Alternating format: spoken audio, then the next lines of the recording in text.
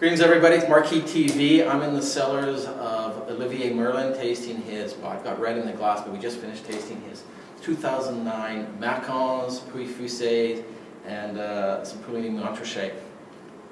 Olivier, 2009 white vintage. Compare that with the 2008, which came into the store last year. That's quite very different because the year we have a little bit more sun, a lot of sun. And the wines are the alcohol is higher, the acidity is lower, and the wines are a little bit more fat, they are more rich. Right. Maybe less, of course, less acidity, so the vintage is quite different. You know, I think you have to put it in perspective. When you say alcohol is high, it's 13.5, 13.2. Yes. That's normal in California. Some Chardonnays are a little higher. So, but the key is you kept the freshness and the acidity. Yes, the problem that's always this with Chardonnay. If you go too high in the maturity, you lose the freshness, you lose the minerality, you lose everything. So here we try to keep our wines stay fresh.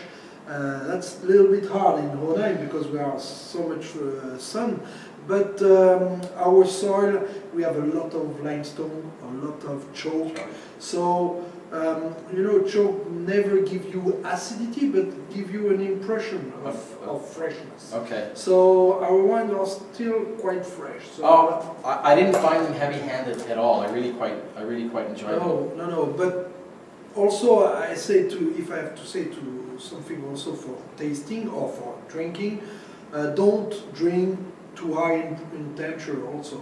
Keep it cold. It's important to keep the wine quite cold, around 15, 16 maximum. Okay.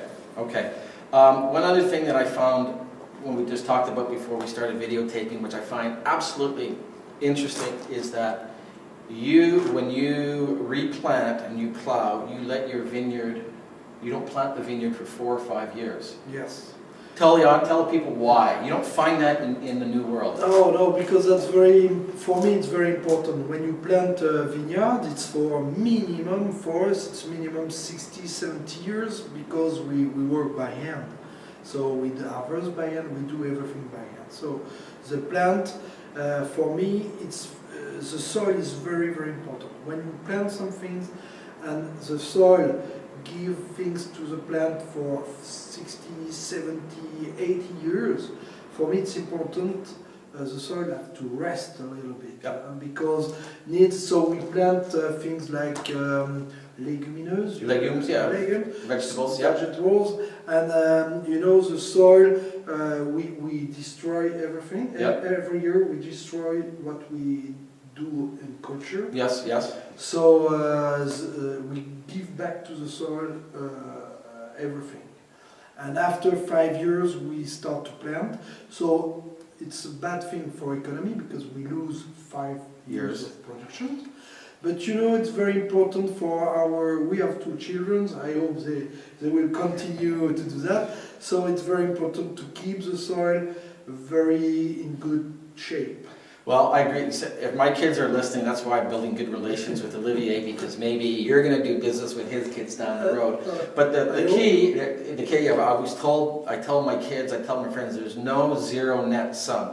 If you do something here, something over here is going to happen. It may be 5 years, it may be 50 years, but it's going to come and bite you in the rear end. It's like chemicals. By the past, you know, 20 years ago, they say no problems with killing weeds, no problem. But now we have a lot of problems. Yeah. So you know, it's very important to think. Don't think at the moment, but think also in the future. Yeah. Every time we do so, it's like clones. You know, I am against clones because clones, for me, it's terrible. It's only a small percentage of genetics. Yes. I like the maximum of genetics in my population of vineyards. So I keep everything. That's what gives complexity and flavor. Yes. We could go on about this, but you know, you guys will get bored out there. Okay. Beaujolais. This is the second. So that's La Rochelle. La Rochelle. Explain La Rochelle. So La Rochelle, it's not a special vineyard, but it's You know, you have to understand this vineyard is 13, at the base it's 13,000 plants per hectare. Is the, So- like this, the... Yes, the soil is, and every Yeah. 80 centimeters you have one plant.